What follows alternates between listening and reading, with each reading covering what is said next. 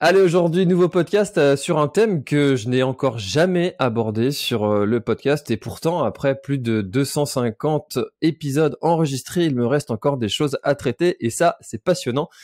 Et c'est François-Xavier et Jean-Marie qui m'ont contacté pour parler de swimrun. Comment allez-vous? Très bien. Bonjour. Eh ben, allez, c'est parti du coup.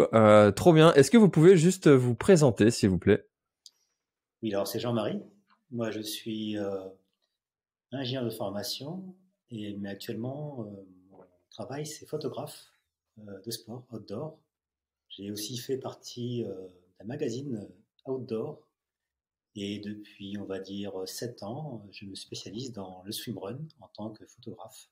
Et je fais pas mal de Coupes du Monde à ce sujet.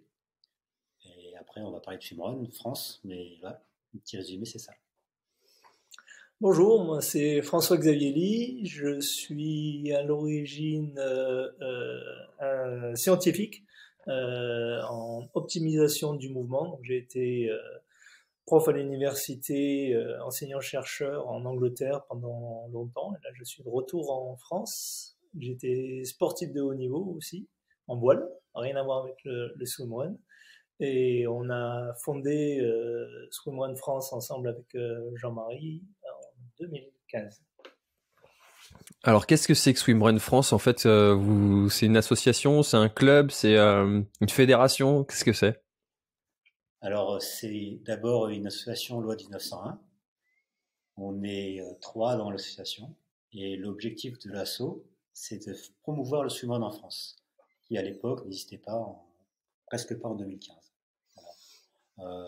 Donc, c'est vraiment l'objectif, c'est de faire promouvoir ce sport en France. C'est relativement simple comme objectif. Oui, ou en France ou en tout cas en langue en francophone, parce qu'on a aussi des Belges et des Canadiens qui suivent aussi. Excuse.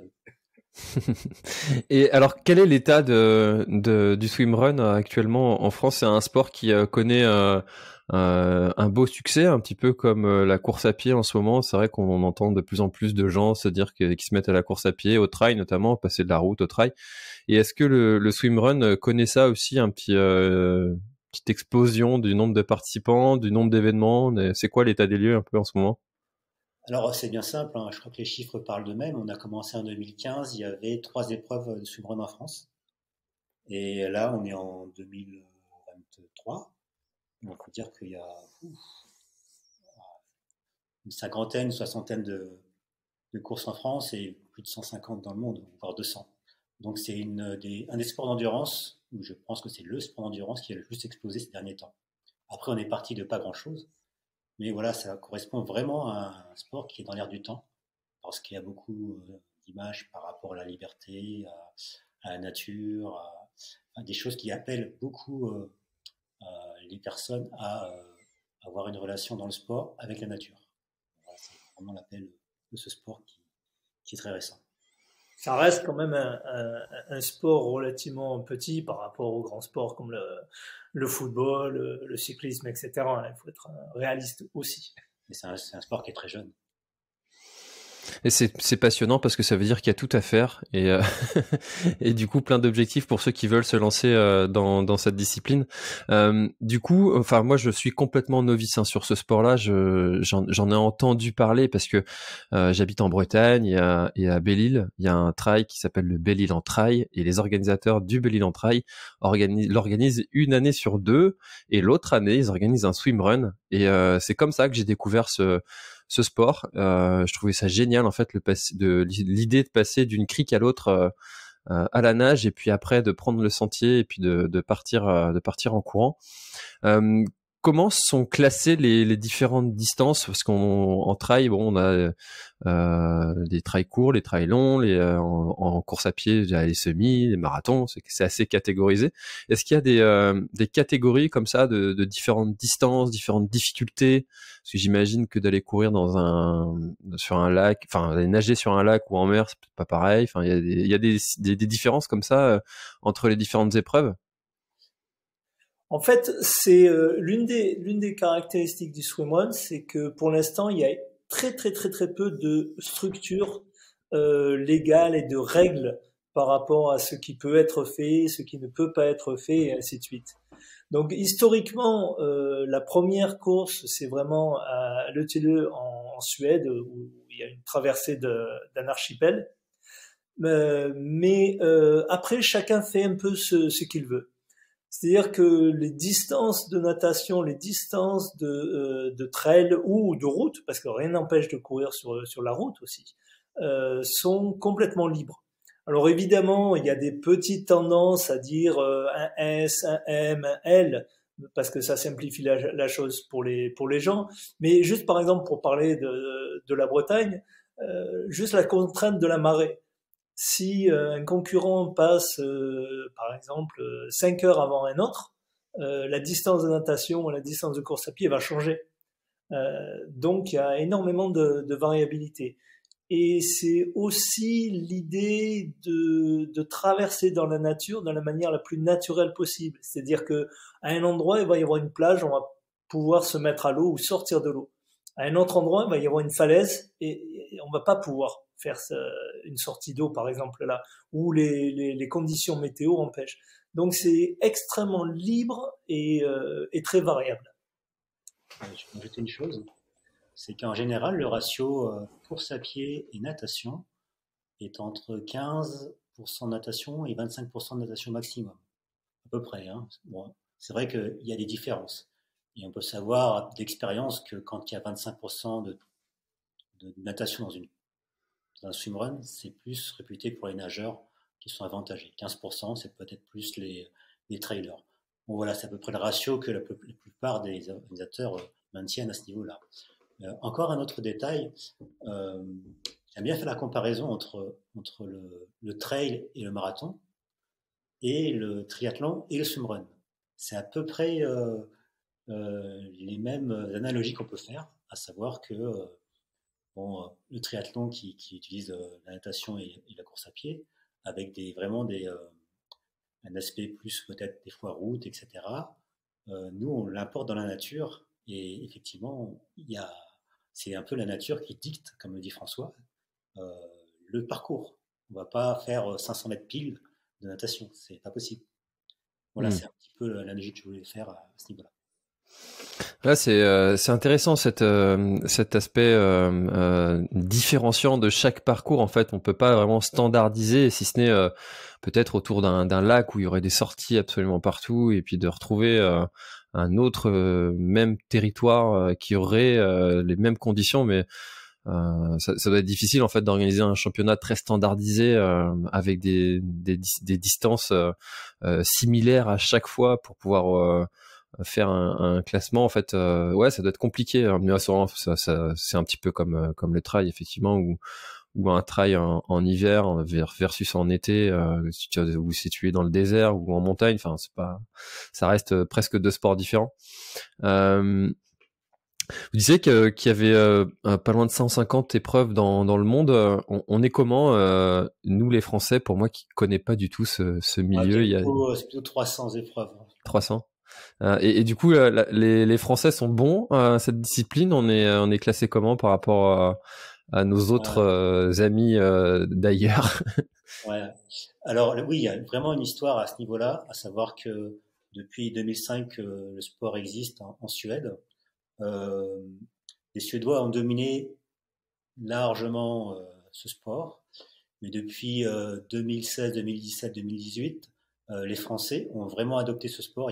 La croissance a été exponentielle. Nous, on a eu une montée en puissance incroyable grâce aux réseaux sociaux.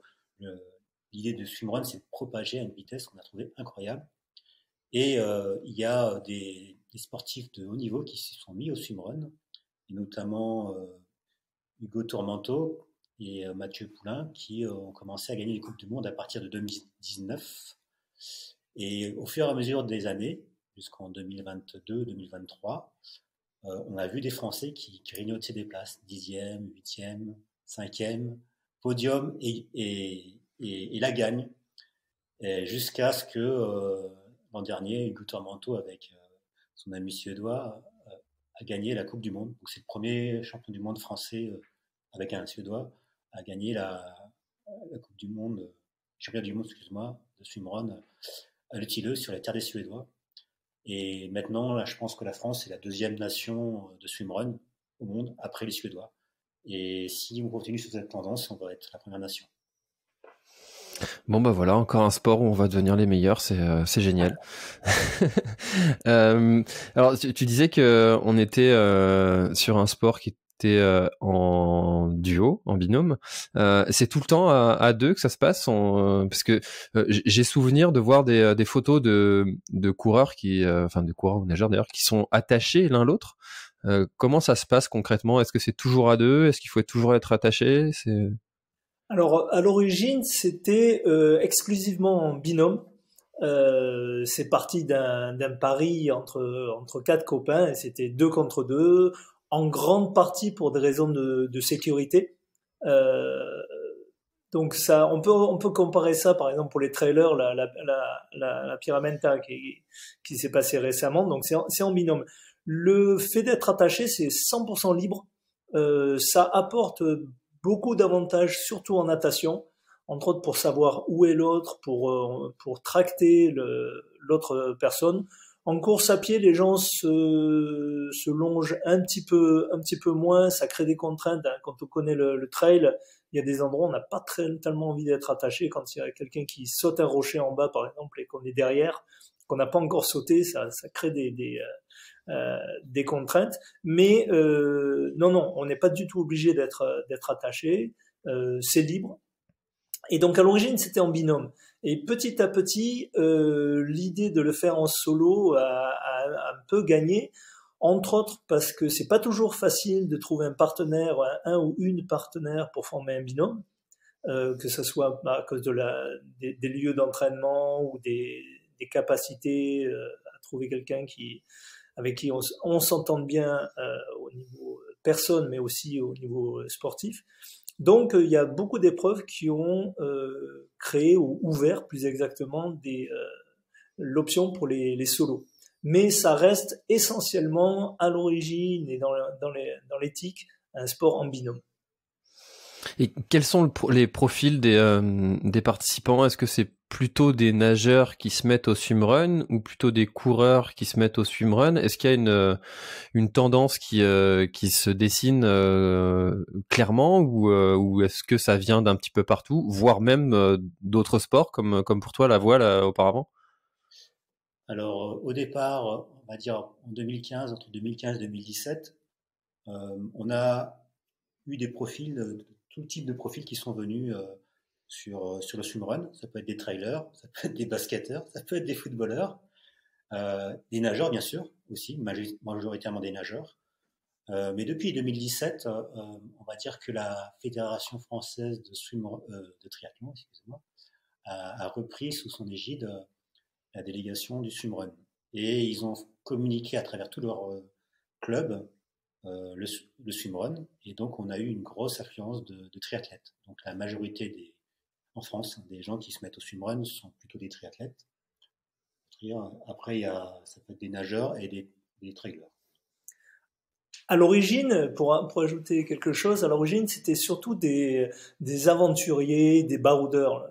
J'ai fait le premier en 2012, et on retrouvait des gens qui faisaient, par exemple, le Norseman, ou qui faisaient des épreuves un peu d'aventure, des raids, des choses comme ça.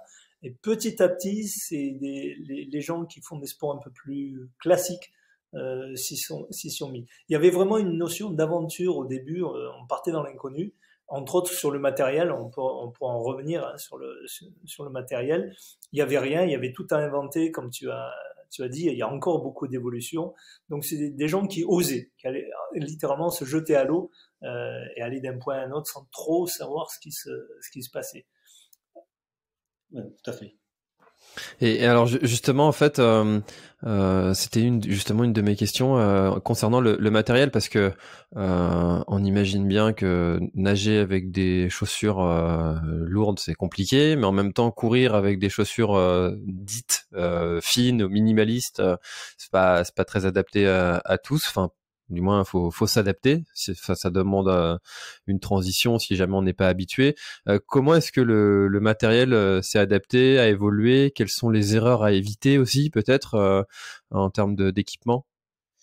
Alors, il faut revenir au tout début du swimrun, qui a été inventé par 4 copains.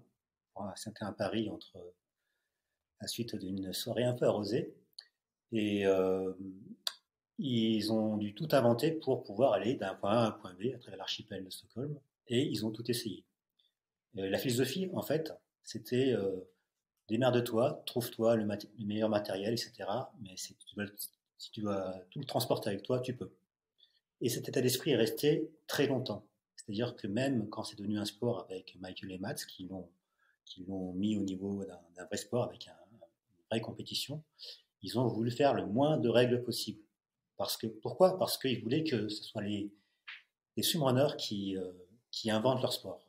Donc on pouvait venir avec des palmes, avec des matelas gonflables, avec tout un tas d'idées. Et chaque année, au championnat du monde, tout le monde se regardait, lui il vient avec ça, il vient avec ci, etc. Ah, qu'est-ce qui se passe? Et en fait, tout le monde y pensait toute l'année. Il pensait à comment essayer d'avoir le meilleur équipement possible, etc.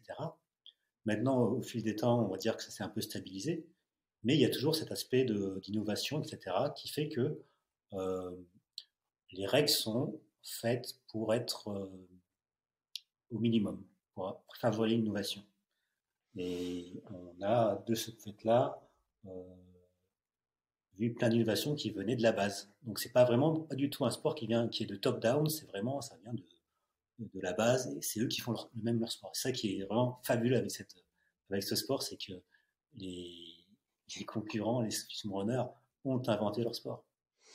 Ouais, ça me fait un petit peu penser parce que je suis pompier aussi volontaire et en fait on voit qu'il y a beaucoup d'innovations de techniques de secourisme ou de matériel qui servent aux pompiers et qui servent surtout aux victimes, qui sont inventés par des pompiers eux-mêmes et qui réfléchissent en fait à comment est-ce qu'ils pourraient améliorer leur travail. Et en fait, là pour le coup, c'est un petit peu similaire. Ça veut dire que c'est les participants eux-mêmes qui développent leurs propres équipements pour faciliter leur progression. C'est marrant, génial. Oui, pour l'essentiel, les marques ont copié et ont repris ce que les individus ont fait, évidemment n'ont pas patenté et ainsi de suite. Par exemple, la première combi spécifiée combinaison néoprène a été faite par la marque Head, et c'est uniquement des Suédois qui ont demandé au responsable Stefan Spooner ils leur donnaient l'autorisation de modifier une combinaison pour ajouter un zip devant, alors que les combinaisons s'ouvraient tout le temps à l'arrière. Est-ce qu'on peut faire ça? Est-ce qu'on peut faire ça à ton matos? Il a dit oui, allez-y, banco. Et ça a continué, ça a perduré jusqu'à maintenant. Une chose qu'il faut souligner, c'est qu'une seule règle vraiment constante, on part avec tout son matériel et on arrive avec tout son matériel. C'est-à-dire qu'on n'a pas le droit de déposer quelque chose ou évidemment de jeter dans la nature, ça c'est un non, non, non. Mais aussi, par exemple, on parlait des chaussures, si on part le matin, il fait très froid et qu'on arrive dans l'après-midi en plein soleil où il fait chaud, il faut s'adapter et être capable de quand même performer dans le froid, dans le chaud, il y a des vagues, il y a pas de vagues.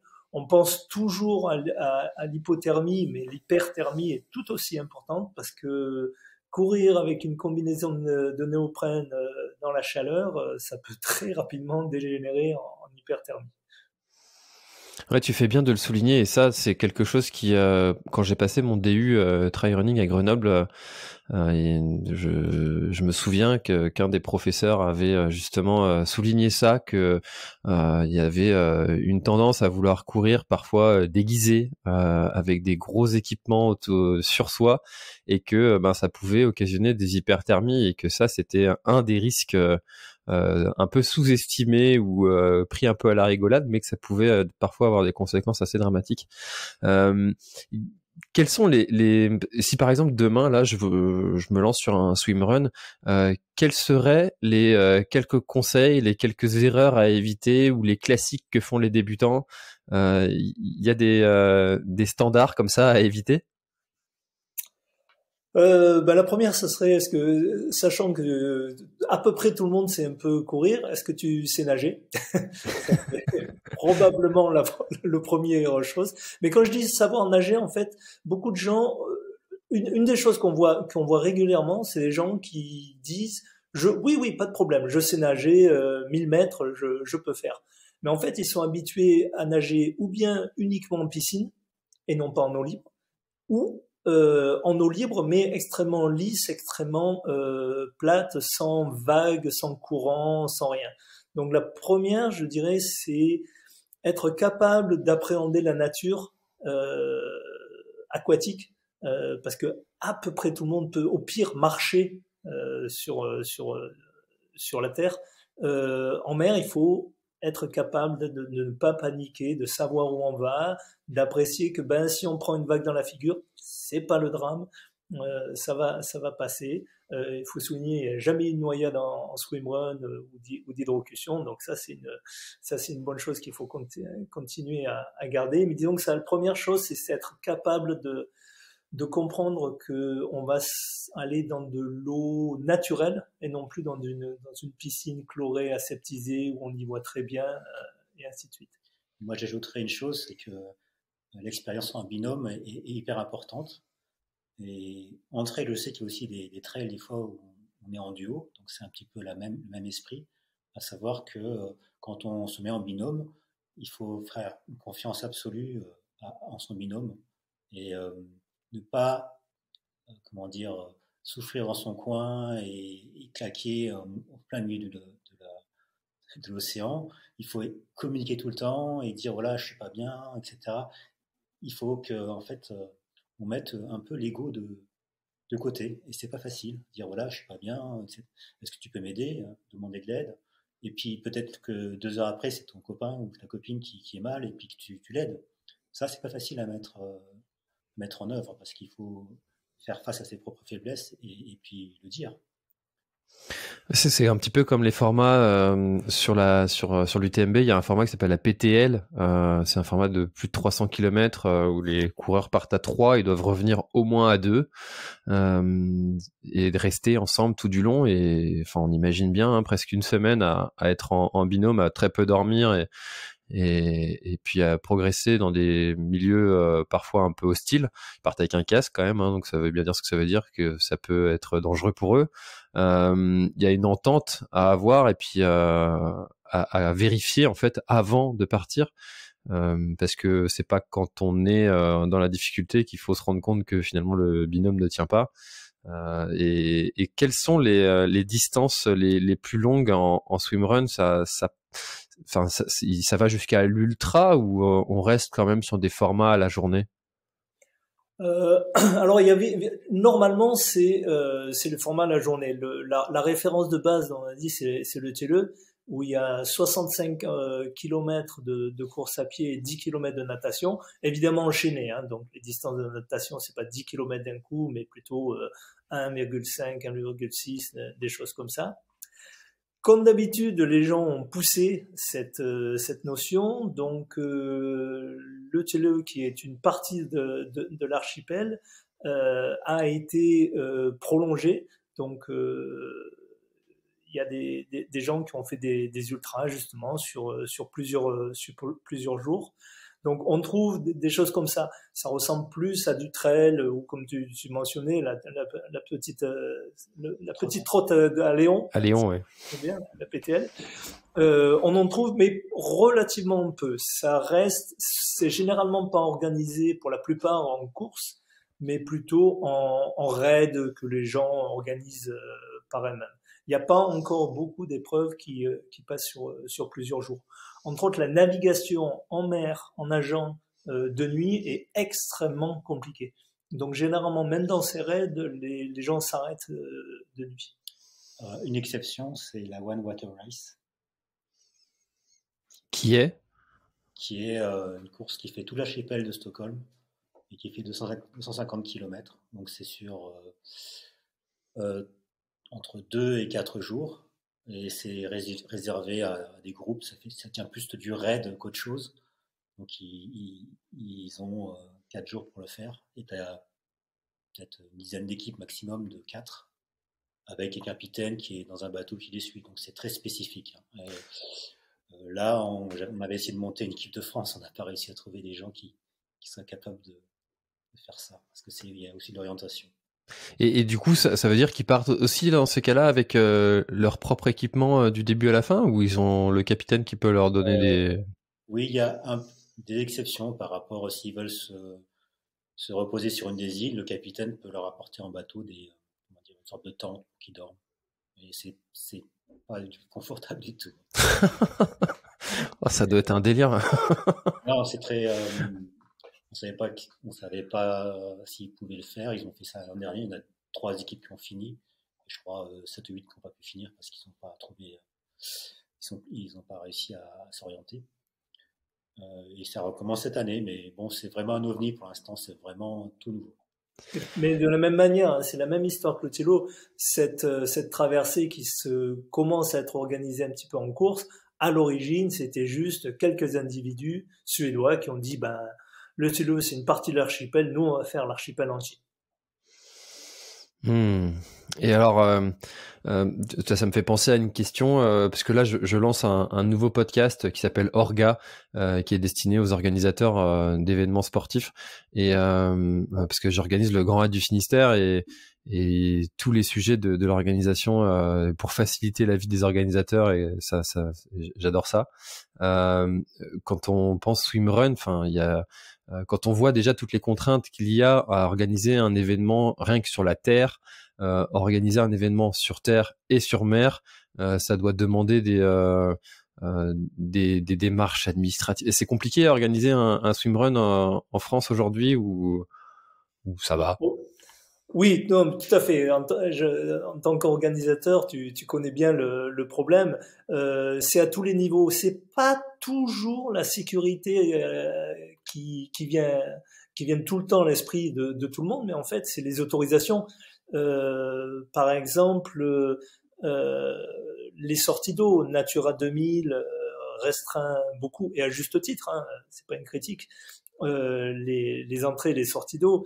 Il y a une anecdote, par exemple, il y a un organisateur à Berck, Jean-Marc Lamblin, qui a organisé le Tiemann, qui, lui, a la particularité d'avoir une épreuve qui se déroule en mer, en lac et en rivière.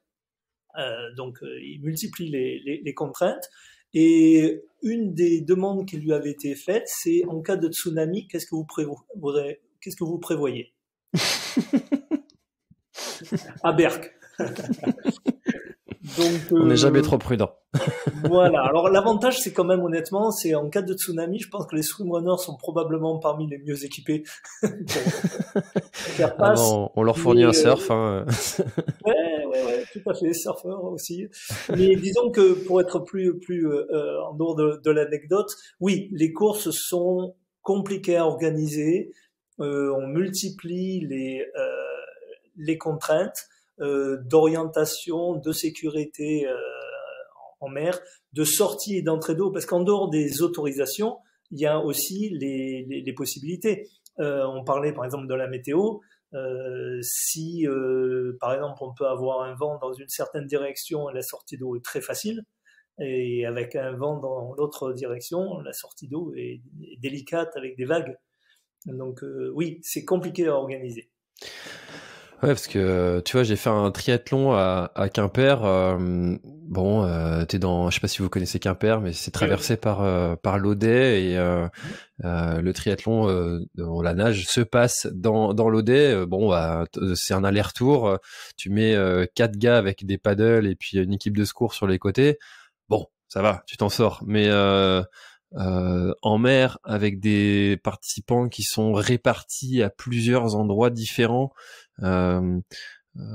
comment est-ce qu'on assure la sécurité de ces personnes? Est-ce que eux-mêmes, d'ailleurs, ils ont une bouée pour nager? Parce qu'on voit souvent les gens qui nagent en mer comme ça, qui sont signalés avec un flotteur. toutes ces questions en fait d'organisation, ça doit paniquer un peu les préfectures et les mairies, ça. Oui, un peu. Alors c'est marrant parce que parfois, au contraire, il y en a qui sont un petit peu entre guillemets non conscients, j'allais dire inconscients, mais c'est pas le bon terme, des contraintes. Les bouées, il y a très peu d'épreuves qui les imposent. À l'entraînement, c'est une très bonne chose à faire, c'est hautement recommandé. En fait, c'est plus pour la visualisation. Ça peut aider pour les crampes, mais si on a une combinaison néoprène, même avec une crampe, on va pas couler. C'est impossible de couler. Par contre, ça rassure et surtout, on vous voit, on voit les concurrents. Donc ça, c'est très utile. Mais ça fait vraiment partie du sport. Par exemple, si on fait une épreuve, et tu as entièrement raison, au début tout le monde est groupé, et puis petit à petit, comme tous les sports d'endurance, ça s'éparpille. Pensons par exemple à la marée vers Quimper, ben oui, il y a la marée. Et on peut avoir un organisateur qui part, par exemple, je ne sais pas moi, à marée basse, tout va bien. Et puis au milieu de l'épreuve, 6 heures après, on est à marée haute, puis il y a la renverse. Et il y a un passage, il y en a qui vont passer avec, par exemple, le courant de droite à gauche et d'autres le courant de gauche à droite, ou dans le nez, et ne plus arriver à nager. Donc au niveau de sécurité, tout dépend de l'endroit. Un paddle, un bateau, généralement les organisateurs qui sont dans des lieux un peu compliqués de ce côté-là aussi donnent des indications. Attention, il y a du courant de droite à gauche, partez plutôt vers la droite et il vous déportera vers le lieu où vous allez. Mais ça reste de la nature. Il faut avoir le mieux quand même, je disais au début, c'est de savoir lire la nature. Ouais, c'est vraiment un sport qui est en connexion avec la nature et les éléments. C'est tu vois, je suis en train de naviguer un peu sur votre site en même temps qu'on discute et je reviens sur le sujet de l'équipement. Je vois des nageurs avec des plaquettes. C'est quelque chose qui est obligatoire, imposé, qui est conseillé. Est-ce qu'il y a d'autres équipements comme ça qui seraient obligatoire? Je vois aussi un flotteur. Ouais, alors, rien n'est imposé, hein, enfin, sauf peut-être les lunettes de natation et le bonnet, ouais, on va dire ça. Mais les équipements qui sont très conseillés, effectivement, c'est les plaquettes et le pull buoy, c'est le flotteur que l'on met entre les jambes.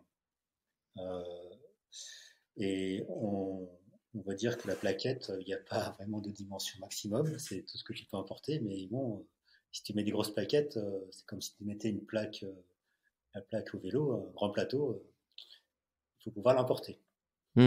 Après le flotteur, il y en a des plus ou moins surdimensionnés, mais si tu n'as pas le gainage pour pouvoir le maintenir sous l'eau, eh ben, tu vas nager avec le cul à l'air, quoi. Ouais.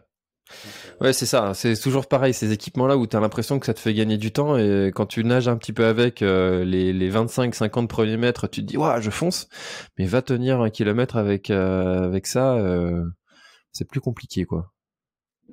Tout à fait.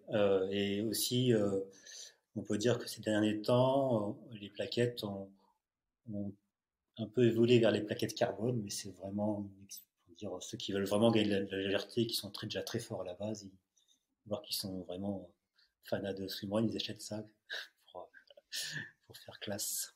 Ouais, ça c'est un petit peu comme en triathlon, la course à l'équipement, celui qui a la dernière paire de roues carbone. Qui pour optimiser un peu tout, mais il y a, je pense, beaucoup d'éléments à travailler à l'entraînement avant d'aller chercher des optimisations sur l'équipement. On a fait un petit test sur les différents pull buoys parce qu'on a pratiquement tous les pull buoys du marché pour faire des tests. Et sur 100 mètres, entre le pull buoy le plus léger et le pull buoy le plus gros, sur 100 mètres, il peut y avoir une différence de 10 secondes presque. Après, il faut pouvoir l'emmener, le pull buoy, mais c'est très très important l'effet du pull buoy sur la vitesse de nage.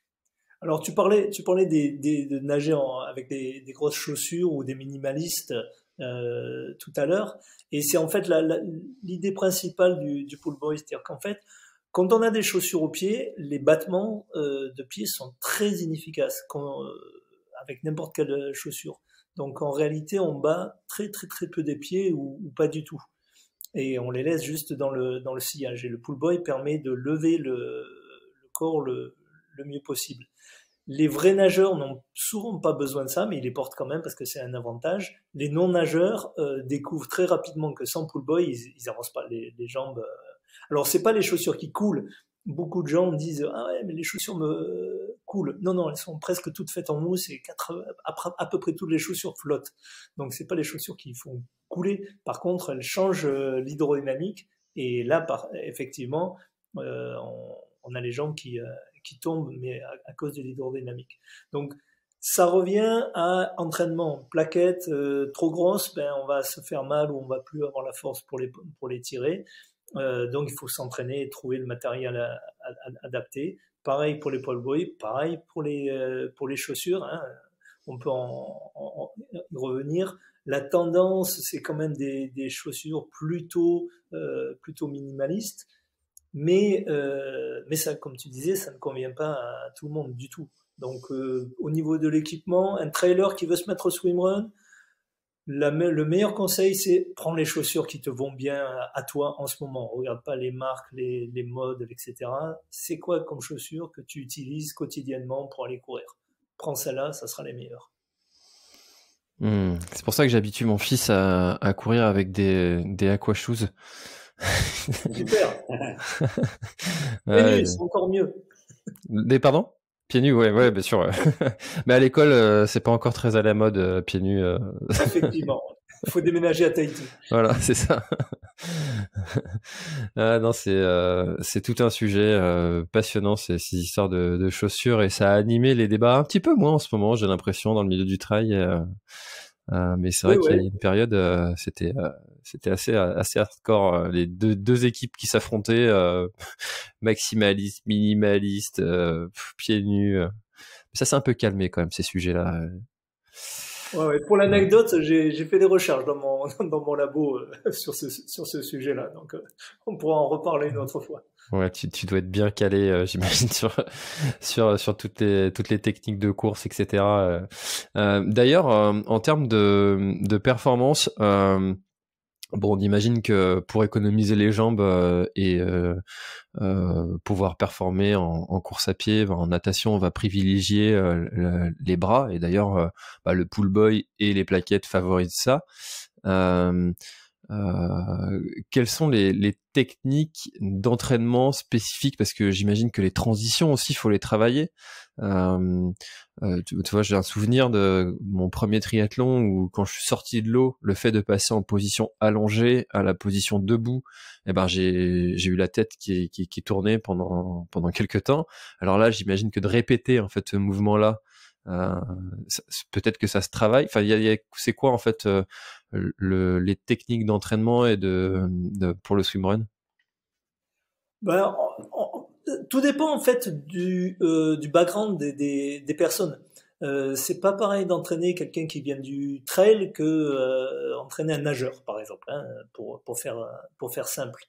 On peut aussi tout à fait différencier les entraînements et par exemple courir d'un côté et aller nager de l'autre, et de temps en temps mettre les deux ensemble. Il faut multiplier ça par le fait que quand on fait une compétition en binôme, ça sert à rien d'avoir quelqu'un qui court 30% plus vite que l'autre si l'autre n'est pas capable de suivre ou va s'épuiser, comme disait Jean-Marie, et ne rien dire et d'un coup exploser. Donc au niveau entraînement, je dirais c'est toujours travailler sa partie la plus faible. Notre point faible, on en a tous un. Alors pour une personne, ça va être courir, une autre, ça va être nager, etc. Les transitions, tu as entièrement raison, c'est important, et ce phénomène de déséquilibre qui est à la fois l'oreille interne, mais aussi l'afflux sanguin. Quand on est en position allongée, en position verticale, c'est pas il y a une balance qui doit s'effectuer. Certaines personnes sont plus sensibles à ça que d'autres, mais de toute façon, ça s'entraîne, ça se pratique. Et aussi, essayer de penser au milieu. L'analogie pour les trailers, elle est très simple. Est-ce qu'on va faire de la piste pour aller préparer l'UTMB? Et oui, ça permet de courir, mais c'est pas nécessairement le optimum. Et de la même manière, est-ce que nager en piscine juste avec sans plaquettes, sans pull buoy, sans chaussures, et en faisant des superbes virages culbutes, ça, c'est l'entraînement parfait pour le swimrun. Oui, c'est utile, mais à un moment, nager avec tout l'équipement, c'est autre chose. Et d'ailleurs, les vrais nageurs, souvent, qui sous-estiment un petit peu ça, justement, qui se disent, ouais, bon, moi je sais nager, de toute façon, vu les vitesses à laquelle vous allez, j'ai aucun problème. Ils ont raison, leur technique de nage est bonne, mais il faut aussi l'adapter. Donc, le scénario idéal, s'entraîner avec son ou sa partenaire dans le milieu dans lequel on va faire l'épreuve. Ça, c'est l'idéal, ça arrive très, très rarement, mais on peut y pousser. Si je peux ajouter une chose, c'est que, en fait, on a tellement d'équipements à gérer pendant les transitions qu'il faut vraiment s'entraîner. Souvent, ce qui se passe, c'est quand on arrive du trail, etc., la plupart des débutants, ils arrivent, ils sont à 5 mètres de la plage et ils pensent à mettre leurs lunettes, leur bonnet, et en fait, ils s'arrêtent dans l'eau, ils s'arrêtent pendant 30 secondes à changer à mettre le pull buoy, et une fois sur deux, tu oublies quelque chose. Alors que entre guillemets, les professionnels, ils commencent à se changer 200 mètres avant d'arriver. 200 mètres avant d'arriver à l'eau. C'est-à-dire, ils se rhabillent au niveau des zips des combinaisons, ils disent, voilà, bonnet, lunettes. Ils se parlent tout le temps. Bonnet, lunettes, etc., plaquettes, etc. Ils arrivent dans l'eau, ils sont encore en train de courir, et hop, ils se mettent à l'eau. Alors que les débutants, ils s'arrêtent 30 secondes dans l'eau, et si on a, comme dans le Tilo, pas loin de 26 ou 28 transitions, eh ben, ça fait des dizaines de minutes à la fin. Ah, c'est vraiment tout un stratagème, plein de techniques. Mais d'ailleurs, enfin, c'est comme en triathlon, hein, tu le vois, les temps de transition entre les premiers et les derniers, c'est juste faramineux les différences qu'il y a. Et encore, là, on parle de une transition. Si, comme tu dis, si tu les multiplies, c'est vraiment en fait un des éléments à préparer. Tu peux pas passer à côté, surtout que, enfin, si tu recherches la performance, si tu es au-delà de l'aventure. Et il y a aussi des éléments entre guillemets stratégiques à décider. Je te donne un exemple. Tu as par exemple une section de natation. Ok, tu sors de l'eau. De combien est-ce que tu vas te déshabiller? À combien est la prochaine sortie d'eau? Si elle est entrée d'eau, pardon. Si elle est par exemple à 500 mètres, tu gardes tout sur toi, à part le pull buoy qui empêche vraiment de courir. Mais tu gardes tout, la combi, les plaquettes aux mains. T'enlèves juste les lunettes, mais tu les enlèves pas, tu les mets par-dessus, juste sur le front. Maintenant, c'est pas 500 mètres, c'est 2 kilomètres. Là, tu peux commencer à dire, ouais, 2 kilomètres, je vais avoir trop chaud, je vais ouvrir le zip, je vais enlever le bonnet. 5 kilomètres, qu'est-ce que tu fais? Et ces 5 kilomètres, il fait froid, il fait 10 degrés dehors ou il fait 25 degrés dehors. On parlait d'hyperthermie. À quel moment tu prends le temps de te déshabiller suffisamment, sachant qu'il va falloir que tu te rhabilles après pour pas avoir d'hyperthermie, mais non plus pas perdre trop de temps. Donc, tu vois, il y a vraiment tout un jeu et qui peut changer au cours de l'épreuve. Le Tilo part à 5-6 heures du matin, il fait frais, personne ne discute, on est tous habillés à fond. Par contre, dans l'après-midi, il y a quasiment un semi-marathon à courir. Là, tout le monde se déshabille. Mais entre les deux, il faut arriver à trouver le bon compromis entre le temps que je perds à me déshabiller et à me rhabiller et qu'est-ce que ça va me coûter en termes de confort de course à pied, d'hyperthermie, etc. Il y a quand même intérêt d'avoir des équipements qui sont quand même ultra adaptés à soi, et les combis, c'est du sur-mesure, parce que courir avec une combi, ça doit être pas simple. Enfin, je veux dire, en termes de frottement à l'interjambe, enfin, sur certains shorts, je vois des amis qui débutent et qui ont qui saignent presque à ce niveau-là. J'ai vu ça sur l'ultramarin. En fait, ouais. Pardon, c'est surprenant, mais c'est assez simple. Moi, la première fois que j'ai voulu en faire un, je me suis dit, bah ouais, j'ai aucune idée. Donc, il y avait un lac à peu près à 7-8 kilomètres. Donc je quittais le bureau, habillé en combi, etc., en pleine ville. Donc t'imagines le nombre de regards que j'ai eu. C'est un peu bizarre, c'est quoi ce mec qui court en combi? Mais en fait, ça passe très bien. Alors un truc qui s'est standardisé, c'est que les combis sont coupés juste au-dessus des genoux. C'est très rare maintenant les combis longues au niveau des jambes, parce que vraiment on court de manière beaucoup plus confortable. Les frottements, en fait, on les a très peu, parce que justement, ça frotte néoprène sur néoprène et non pas la peau sur la peau. Donc ça, c'est assez simple. Mais oui, il faut essayer. Vraiment, c'est surprenant, mais tout comme nager avec des chaussures, ça passe très bien avec un pull boy. Courir avec une combinaison, on s'en aperçoit relativement peu. Évidemment, le matériel a évolué. Au début, on avait des combinaisons beaucoup plus épaisses, qui protégeait à la fois du froid, mais qui aussi nous faisait flotter. Maintenant, le matériel a évolué pour faciliter la course à pied, peut-être au détriment un petit peu de la flottabilité et de la protection pour la température. La flottabilité, on a augmenté la taille des pull boys, donc ça a été à peu près compensé. Au niveau de la température, il faut arriver à encaisser ça. Ah, c'est vraiment un monde à découvrir, hein. Ça me donne envie. Alors c'est vrai que la natation, faut y passer des heures et des heures à. T'invites quand tu veux. Non, vraiment, moi je suis curieux, hein. J'adore découvrir des nouveaux sports et même me lancer comme ça sur des sports, même si je sais très bien que je performerai pas, mais c'est pour le défi et en fait pour revenir un peu à l'origine du swimrun, le côté un peu à l'aventure. Ça me plaît bien ça. Puis en plus je vois qu'il y en a pas mal autour de chez moi là, à Crozon, Fouesnant.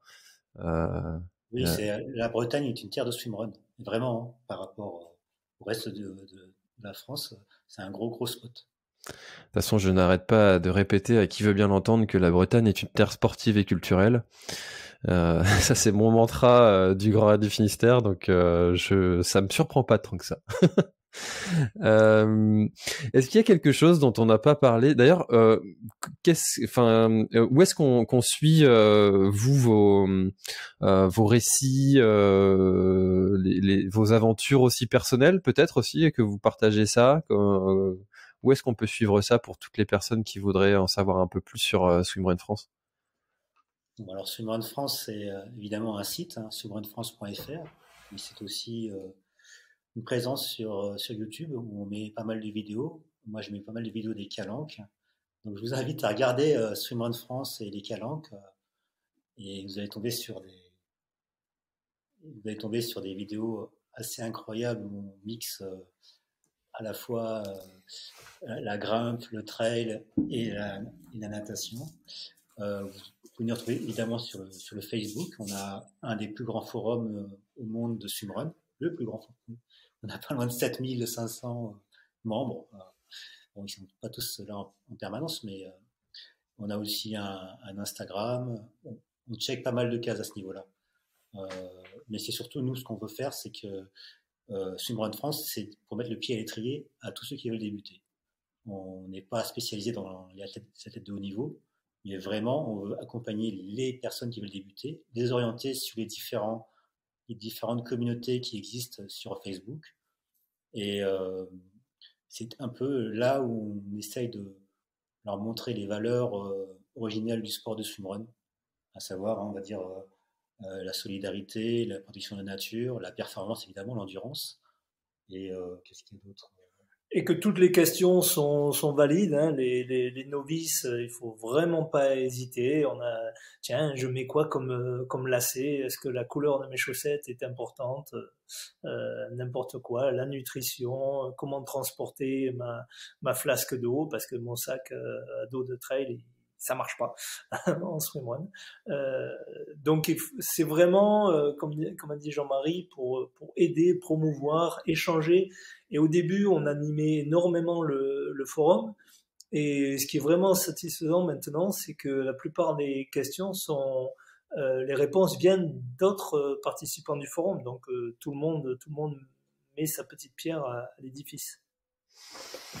Ouais, du coup, je suis allé voir un petit peu et en même temps là, et c'est vrai que c'est beaucoup. Il y a pas mal de petites questions de recherche aussi de binôme aussi. Tu peux trouver un coéquipier suite à une blessure, des conseils sur l'équipement. Est-ce qu'il vaut mieux une cagoule, enfin je lis en même temps une cagoule ou thermique ou un bonnet thermique. Enfin voilà, il y a des partages d'expériences et des recommandations pour telle ou telle course.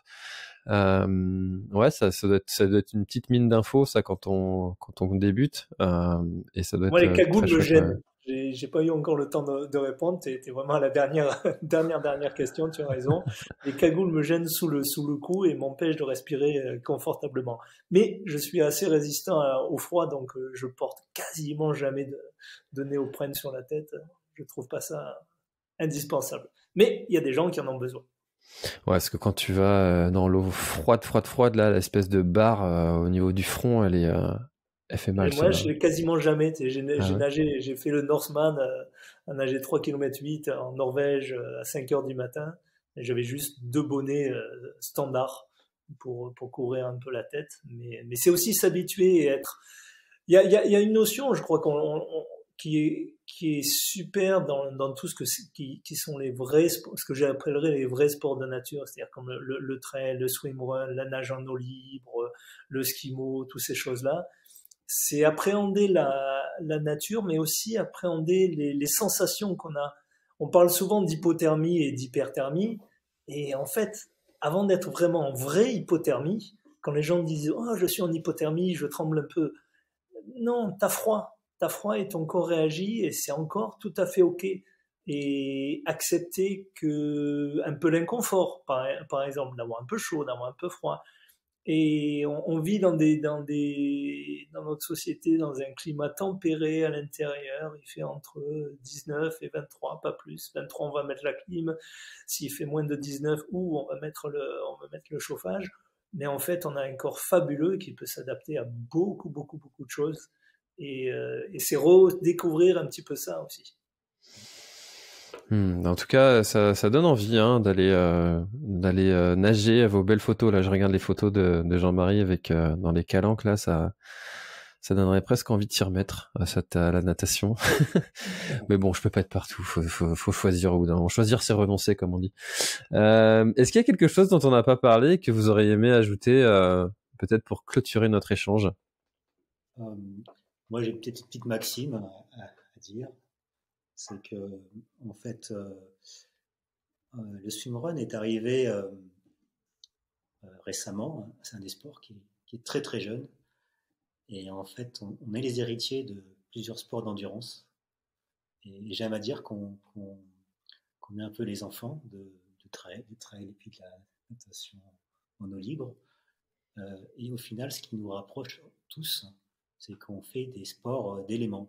C'est vraiment ça. On fait des sports d'éléments. Et ces éléments nous changent aussi. Euh, la nature nous change, nous fait nous adapter. Et c'est pour ça qu'on a envie, parce on aime bouger dans la nature, dans les éléments. Et on appréhende la nature un petit peu de manière différente. Tu parlais des calanques, moi je suis né là-dedans. J'ai grandi là, mes premières sorties, je devais avoir 3 mois dans les bras de mon père ou de ma mère. Et en faisant du swimrun, on redécouvre ces endroits-là. Tu vois, tu parlais d'une crique, ou alors tu es à Belle-Île, où il y a un marée basse, tiens, il y a un rocher là-bas. Tout ce que je fais en bateau, c'est l'éviter. Ben là, d'un coup, je peux y aller. Je peux y aller, le traverser. Ah ben tiens, je peux faire ci, je peux faire ça.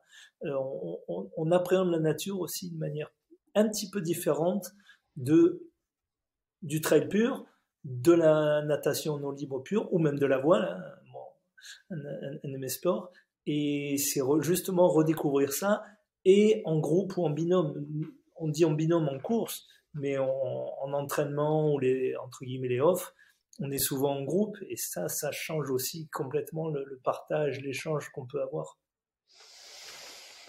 Bah écoutez, merci hein, pour cette belle présentation de ce sport jeune, récent, mais qui à mon avis a un bel avenir parce que tout le monde recherche un petit peu le goût de l'aventure, l'événement un peu nouveau, un peu novateur, parce que quand tu as multiplié les trails, les distances, enfin peut-être que c'est ce genre d'événement qui va connaître de plus en plus de succès. Et d'ailleurs, c'est même factuel, hein, c'est déjà le cas.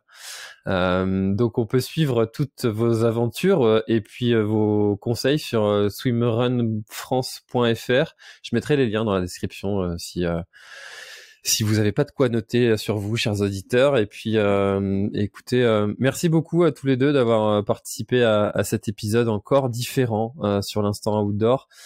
Si les auditeurs vous avez aimé cet épisode, n'hésitez pas à aller le dire à François-Xavier et Jean-Marie pour les remercier des conseils qu'ils ont pu donner dans l'épisode. Ça fait toujours plaisir. Merci à tous les deux et puis peut-être un de ces jours en Bretagne ou ailleurs. Merci à toi François. Merci François. Avec plaisir, à bientôt. À bientôt.